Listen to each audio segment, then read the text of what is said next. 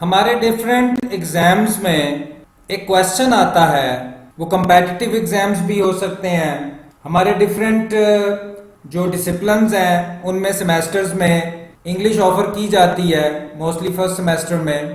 तो उस इंग्लिश में भी ये क्वेश्चन होता है जिसको हम मोस्टली कहते हैं कि ये ईडियम्स का क्वेश्चन है। लेकिन अगर हम इसको थोड़ा सा डेप्थ में देखें तो वो सिर्फ ईडियम्स नहीं होते हैं, फ्रेजल वर्ब्स भी होते हैं। इस क्वेश्चन को करने के लिए आपको ये भी पता होना चाहिए कि प्रेपोजिशन क्या होती है, फ्रेज क्या होती है, क्लॉज क्या होती है। क्योंकि हम किसी ना किसी क्लास का क्वेश्चन जरूर देखेंगे और देखेंगे कि उसमें 8 या 9 या 10 ईडियम्स दिए गए होते हैं और आपने उसमें से 5 मोस्टली ऐसे ही होता है करने होते हैं। लेकिन क्या वो सब ईडियम्स होते हैं? ये जानने के लिए हम आज कुछ डेफिनेशंस हैं वो पहले कर ले। ईडियम क्या होता है? क्या इस किस्म के क्वेश्चन में हर पूछा जाने वाला जो स्ट्रक्चर है वो ईडियम ही होता है या फ्रेजल वर्ब्स भी होते हैं?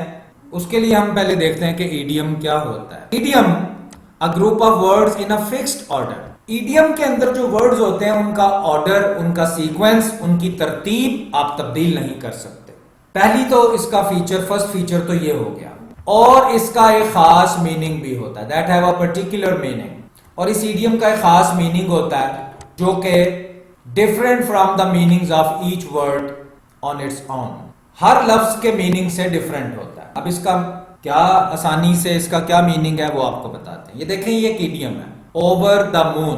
डेफिनेशन के मुताबिक इसके वर्ड्स फिक्स्ड हैं, आप चेंज नहीं कर सकते। ओवर द मून ही रहेगा, इसमें कोई चेंज नहीं आ सकती। डेफिनेशन में दूसरी बात ये की गई है कि इसका एक खास मीनिंग होता है। ईडियम का एक खास मीनिंग है। इस ईडियम का मतलब है बहुत ज्यादा खुश।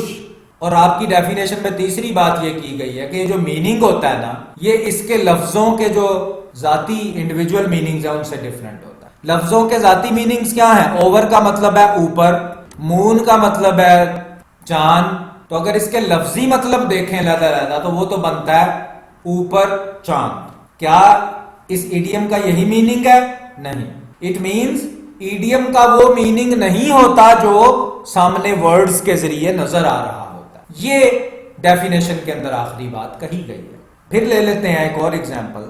गेट कोल्ड फीट भी होता है और हैव कोल्ड फीट भी होता है, दोनों ठीक है। अब इसका पहले ये देख लें कि ये फिक्स वर्ड्स हैं, गेट कोल्ड फीट या हैव कोल्ड फीट। आप कोल्ड को कूल नहीं कह सकते, फीट को फुट नहीं कह सकते, कोई चेंज नहीं कर सकते। गेट कोल्ड फीट भी एक ईडियम है और हैव कोल्ड फीट भी, दोनों का एक ही मीनिंग है। आप अपने पास से वर्ड्स नहीं बता सकते इसमें, आप अपने पास से वर्ड्स इंट्रोड्यूस नहीं करवा सकते। डेफिनेशन में पहली बात यह है कि वर्ड्स फिक्स हैं। दूसरा ये इनका खास मीनिंग होता है। गेट कोल्ड फीट का मतलब है कि आप डर जाते हैं, ये खास मीनिंग हो गया। और ये मीनिंग हर लफ्ज का जो जाती मीनिंग है उससे नहीं निकला हुआ। जैसे गेट है हासिल करना, कोल्ड है ठंडा, फीट है पाँव। तो हासिल करना ठंडे पाँव, ये ईडियम का मीनिंग नहीं है। हर लफ्ज का जो लहदा मीनिंग है वो ईडियम का मीनिंग नहीं बन रहा। ईडियम का एक खास अपना मीनिंग है। गेट कोल्ड फीट, डर जाना, खौफजदा हो जाना।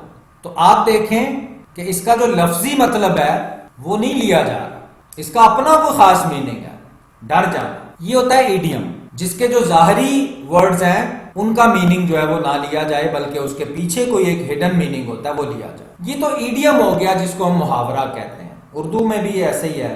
कोई भी हमारी जो लैंग्वेज हम बोलते हैं, हिंदी, उर्दू, कोई भी जो यहाँ पे बोली जाती है इस रीजन में, उसमें भी मुहावरा ऐसे ही होता है कि लफ्ज कुछ कह रहे होते हैं लेकिन उस मुहावरे का असल मतलब कुछ और होता है। बहुत सारे। अब फ्रेजल वर्ब क्या है, पहले डेफिनेशन थोड़ी सी देख लें। और ये लेसन्स वो स्टूडेंट करे जिसने ग्रामर के सारे हमारे लेसन्स कर लिए हैं, जिसको ग्रामर अच्छी तरह आती है। डायरेक्ट इस लेसन पे ना आए, पहले ग्रामर के हमारे सारे लेसन्स करें, इंग्लिश अच्छी तरह सीख लें, लैंग्वेज अच्छी तरह पहले सीखें, फिर इन लेसन्स पे आए। फ्रेजल वर्ब्स क्या होते हैं?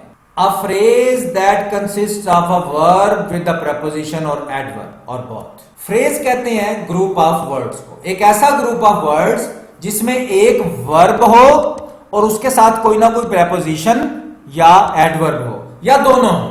और हां, ये वर्ब और preposition या वर्ब और एडवर्ब या वर्ब और प्रेपोजिशन और एडवर्ब दोनों ये जब मिले तो इनका इनफरादी मीनिंग जो है वो खत्म हो जाए और कोई नया मीनिंग बन जाए, जैसे इडियम में हुआ है, the meaning of which is different from the meaning of its separate parts. Example से इस डेफिनेशन को और आसान बना लेते हैं। पे फॉर ये एक फ्रेजल वर्ब है। फ्रेजल वर्ब क्या होता है? जिसमें एक वर्ब हो और एक साथ में कोई प्रेपोजिशन हो या एडवर्ब हो। तो फॉर जो है वो प्रेपोजिशन है। पे का मतलब होता है पैसे देना, फॉर का मतलब होता है के लिए। अगर इस फ्रेज का लहदा मीनिंग देखें तो इसका मतलब है पैसे देना के लिए, लेकिन फ्रेजल वर्ब का अपना एक मीनिंग होता है। ये जो वर्ड्स हैं इनके मीनिंग पे उसका मीनिंग डिपेंड नहीं कर रहा होता। पे और फॉर जब मिले तो एक नया मीनिंग बना। इसका मतलब होता है खमियाजा भुगतना, किसी चीज की सजा भुगतना। पे फॉर उर्दू में भी ये होता है, पे फॉर कीमत अदा करना, किसी चीज का सजा भुगतना। कहते हैं तुम्हें इसकी बहुत भारी कीमत देनी पड़ेगी, तो मतलब सजा भुगतना। तो पे का अपना मीनिंग है, फॉर का अपना मीनिंग है, लेकिन जब ये इकट्ठे हुए तो एक तीसरा मीनिंग बन गया, वो है कीमत चुकाना, सजा भुगतना। तो इसमें क्या यूज हुआ है? वर्ब के साथ प्रेपोजिशन फॉर यूज हुआ और कोई तीसरा अलग से मीनिंग बन गया। अब नेक्स्ट फ्रेजल वर्ब है जिसमें एक वर्ब यूज हुआ है और साथ में एडवर्ब यूज हुआ है।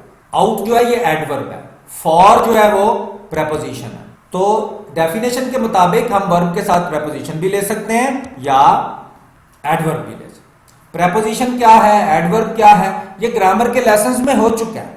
ग्रामर के लेसन्स पहले करें, इस एडवांस लेसन पे ना आए अगर आपने पहले ग्रामर लैंग्वेज के लेसन सारे हमारे नहीं किए हैं। तो अब वर्क का मतलब है काम, आउट का मतलब है बाहर। तो ये कोई मीनिंग तो नहीं बन रहा, काम आउट बाहर नहीं। वर्ब के साथ जब एडवर्ब, वर्क जो है ये वर्ब है और आउट उसका एडवर्ब है, तो वर्ब के साथ जब एडवर्ब आ गया तो फ्रेजल वर्ब बना, तो तीसरा कोई अपना मीनिंग बनेगा। इसका मतलब है वर्जिश करना। फ्रेजल वर्ब में भी वर्ड्स का अपना अपना मीनिंग नहीं लेते होते, मिला के कोई तीसरा मीनिंग बनता है। और थर्ड हमारे पास एक और फ्रेजल वर्ब है, मेक अप फॉर। इसके लहदा जो वर्ड्स हैं उनका तो मीनिंग कुछ और है और मिला के कुछ और है। ये ऐसी एग्जांपल है जिसमें वर्ब भी यूज हो गया, प्रेपोजिशन भी यूज हो गई है और एडवर्ब भी यूज हो गया। ठीक है, मेक जो है वो वर्ब है, अप जो है वो एडवर्ब है और फॉर जो है वो आपने पीछे भी पढ़ा, ये प्रेपोजिशन है।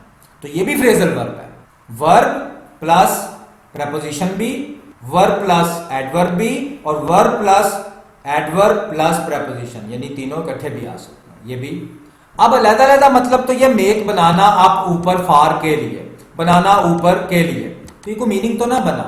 इन तीनों को मिला के कोई तीसरा मीनिंग बना, वो हमारा मीनिंग है। मेक अप फॉर का मतलब है कॉम्पेंसेट करना, अजाला करना। जैसे आपने कुछ गलत किया है तो अब उसको ठीक करने के लिए आप कोई अच्छे इकदाम ले रहे हैं या आप मेकअप फॉर कर रहे हैं, कॉम्पेंसेट कर रहे हैं, अजाला कर रहे हैं। जैसे आपने किसी को कुछ पे करना था, कुछ देना था, आपने नहीं दिया, तो नेक्स्ट डे आप उसको कुछ थोड़ा सा ज्यादा पैसे साथ में दे देते हैं कि आपको चूंकि हम टाइम पे नहीं पे कर सके तो उस वजह से आपको आना पड़ा, आपका टाइम वेस्ट हुआ, तो ये थोड़ा सा हम कॉम्पेंसेट कर रहे हैं, मेकअप फॉर। तो आपने देखा फ्रेजल वर्ब्स में भी जो वर्ड्स हैं उनका अपना मीनिंग कुछ और होता है, लेकिन जब उनको इकट्ठा पढ़ा जाए तो कोई और मीनिंग आता है।